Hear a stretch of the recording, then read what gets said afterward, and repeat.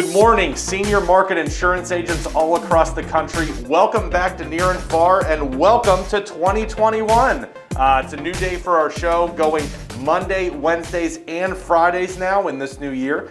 Joined this morning by Kristen Hankinson. Good morning. Thanks for having me. Good morning. Yeah, so feeling good about 2021, start of the new year? I'm feeling great about it, right? I feel like we got 2020 behind us and we are on to new things, and it's a better day for sure. Well, I'll tell you what, if my mother could just get her COVID vaccination, I feel like my year could actually really start. Right. Because I hear about it every single day. Right.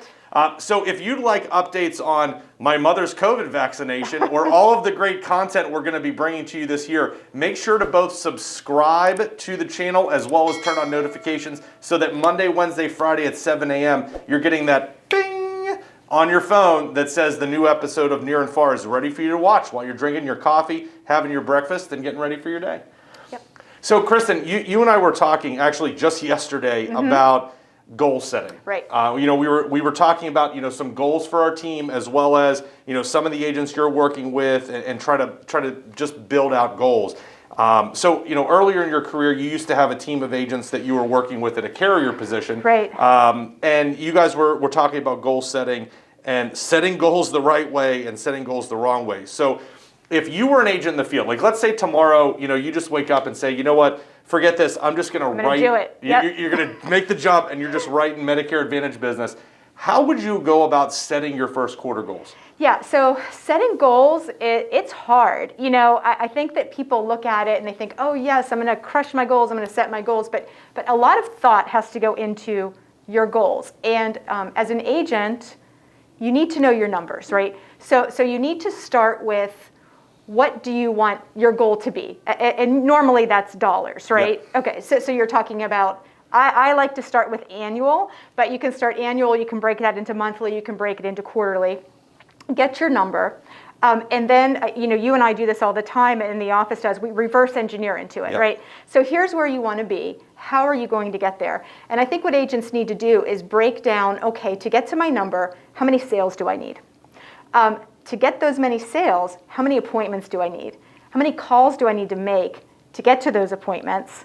And then when you're looking at your calls, how many are actually going to set? How many are going to cancel? And you have to figure that out so that you get to that realistic number. So I don't know if that answers your question, but kind of backing into it, I think is the best way. Yeah, I think you and I are on the same page on this. We've talked about this before, but I can remember one of the first conversations I had with an agent about goal setting. And I say a lot of ridiculous stuff just to kind of create analogies. But I said to the agent, I said, do you remember Michael Jackson? And he said, you mean Michael Jackson, the singer? I said, yeah, well, there's only one Michael Jackson. I said, you have to think about goal setting like the moonwalk. Like you're going backwards at it while you're doing something awesome. I love that. Yeah. So I know that like when I'm setting goals specific to like our business, I do the same thing. I'm like, okay, what is it that we really want? If it's a sales number, if it's an application target, and then to your point, it's like what is every step that you have to backtrack? So if it's revenue, how many sales do I need? Then how many appointments do I need to do that? And I think that the thing that's difficult sometimes for agents when they're doing that is thinking about every point along the way and then working backwards. Yeah, there's a lot of activity that needs to support your goal. So it's one thing to come up with your goal and where you want to be, but can you support the activity that's needed to get there, right? So for an agent might need to look at, if it's phone calls, are you making them all yourself? Do you have an appointment setter? Are you buying leads? Are you organic growth? All of those factors need to be counted towards that goal. Yeah, and I think that the thing that's toughest for the independent agent, and it's not their fault, it's a byproduct of if you're a one-man or one-woman show, is thinking about what your conversion rates are. Because that's really important. Like you can't work from how much money do I want to make to how many leads do I need to buy unless you understand, well, if I get 100 lead cards back, how many of those turn into appointments? If you don't know that, you're in trouble. And then if you think about, okay, well, if I run 100 appointments, how many sales do I get from that? Right. And that's the tough thing is, if you don't know that, it becomes really hard to goal set. And that's why usually when I'm talking to agents about this, the first thing I'll say to them is, if you're not ready to make that type of goal, what you need to start doing is saying, okay, for every 50 leads I work, for every 100 leads, how many of those became appointments? How many of those became sales? Because that'll put you in a position where moving forward, if you know you want to increase your production by 20%, then you can work back to what's necessary to do that. Right. That's a really good point. Yeah. And yeah, the activity is important. I would say if you don't have that, you can certainly backtrack and figure it out.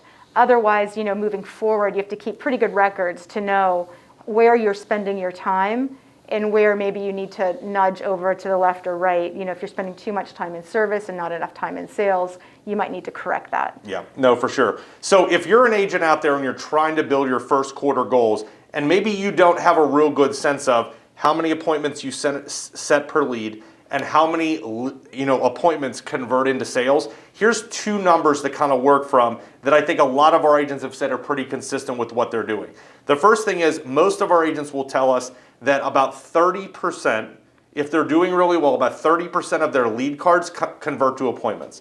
The second number is that generally the agents will close, and I'm not saying close at Medicare Advantage, but they're coming out with either a Medicare Advantage, a Medicare Supplement, or some combination thereof. They're coming out with 80% close rate on their appointments. So if you don't know your numbers for certain, try working off of 30% appointment setting rate, 80% conversion at appointment, and start to use that to baseline out your first Yeah, I think that's a really goals. good start. Yeah, Really for sure. good start. So something else I wanted to talk to you about this Sure. morning. I just saw an email like late last night, which made me think of the conversation we had last week with one of your GAs, who's like really been on a growth path, Melissa. That we just love her tremendously, and she's really been doing a nice job, kind of growing her business, growing her agency. It seems like we've been involved in a lot of conversations recently with agents who are trying to make that jump to going from super producer to having their own general agency.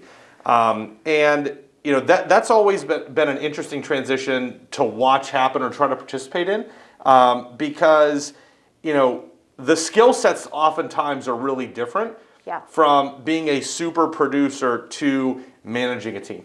Right. I think, the super producer is someone who knows the business, knows how to go out there and get it, can satisfy their customer, can meet their customer's needs, and does a great job tying all those loose ends. The next level becomes more of a strategy and almost business push to get to the next level. But having that super producer background is very helpful because it takes some pressure off of learning as you go, right? Because you already kind of know the nuts and bolts, which I think is important. But when you look at some of our producers who are moving to GAs or even GAs to the MGA, they have clear goals and are very good time managers. So do you think that those are like the two key items? I think they're, I'm going to say they're up there. I think having a goal of where you want to go is very important. But then again, just as we talked about before, you need that activity to back you up. So having those time management skills and knowing where to spend your time to get you there. Do you need to spend time recruiting agents? Do you need to spend time improving your telephone sales so you can cut down that windshield time? Where are you going to shift your time to meet you to that, to meet your goal? Yeah, well, I think time management is really important. Like if I think about the two things that really make the difference between someone successfully transitioning into being a GA with a team versus it not working out really well. I think time management is critical, specifically because, when you're making that jump, the super producer who's moving into kind of a GA role, they can't stop writing business. Right. Because you don't just go from, okay, I'm generating 300, 400 apps a year to I'm totally focused on my team of people. Like that just doesn't happen. Right. So being able to say, okay, I'm going to carve out a certain percentage of my day to working with my first sub-agent, and then my second, and then my third. Like that's really important to help them get up and running, but still be generating personal production revenue to get it going. Right. Yeah, you have to keep both engines going at the same time. Yeah, and it's also important to keep writing if you're making that transition, because very often, your person you're bringing into the business, it's not like you find a fully formed producer just sitting on the side of the road. It's like, I need to teach them what I'm doing to be successful, so you got to be running sales appointments to show it to them. Yeah, and I think you have to, be ready to fail too, perhaps, right? If you don't get the right person, you just need to find that right person. Yeah, I think the other thing to me, when I'm thinking about like those two key elements, is having some infrastructure. Because if you're just a personal producer, you can be running basically all of your business off your bank statement. Like, oh, did I get paid from Aetna today? Or oh, the Aetna amount is less than it was last month, but I wrote more business. What happened? Yeah. But now all of a sudden you've got other producers. Sometimes you're paying them, sometimes you're not. But it's thinking about what are those couple items that as a GA, I've got to provide to these people who are working with me to be able to make the whole thing run. And sometimes that's where it falls off the rails. It has any sort of infrastructure to kind of get that agency off the ground. Yeah, very, very good. Yeah, for sure. So NFL playoffs are starting this weekend. Yes, they are. So I always get excited for playoff time. It's always great. And I think the thing that's great about NFL playoffs, and the reason why the ratings are so high, is because it all comes down to just on the weekend. Do or die, right? Yeah, it's on the weekend. To use a hockey reference, NFL playoffs are all game sevens. Right. It's you win or lose in or out. So who do you have going all the way? Who's your pick? Well, being a Pittsburgh girl, I've got to root for the Steelers. I hope they make it. I don't think they will. I think we have a chance. I would love to see Big Ben do it one more time. But I would have to say Kansas City looks pretty strong. Yeah, they do look good. Although I would say the last couple weeks, maybe there's some chinks in the armor there. Yep. I think if I was selecting a non-Pittsburgh team, I think Green Bay to me looks really, really good. Which is kind of surprising because there was all this drama at the NFL draft over they used their first round pick to take another quarterback, and Aaron Rodgers is throwing a fit, and he's like, "Why are you drafting a quarterback? Give me another wide receiver, like something." But I have already made my Super Bowl pick. I believe I made it in August, and I'm looking pretty strong right now. Okay. Like if you think back to, and I guess Ryan, we can maybe show the viewers. So I'm on the record. All right. At Insight 2020, our virtual conference, I went on the record making my Super Bowl pick then. Ryan, let's roll to it. So I'll leave you with the fact that Big Ben is healthy. The Pittsburgh Steelers have their best defense maybe in 15 years. It will be Big Ben, slimmer, trimmer, and ready to roll, hoisting that trophy. There it is, guys. I was on the record in August saying the Pittsburgh Steelers, and I'm standing by it. Even though they went through a little rough patch for a couple of weeks, I think they've got it back together. So we'll just have to wait and see. I'd love nothing better. So let's hope it happens. Yeah, well, it's nice to have playoff games. I mean, it's been two years now since the Steelers were in the playoffs, but this will be great to see. And next week we'll see whether I'm still looking good or whether it's all done. That's right. Thanks for having me. Yeah, absolutely. This has been great. So, hey guys, we will be back with you on Friday, January 8th at 7 a.m. Again, new schedule for Near and Far. Monday, Wednesday, Friday is the new time you can catch our new episodes. This has been Kristen, I'm Bill, and this has been Near and Far. Have a great day, guys. Thank you so much. Bye-bye.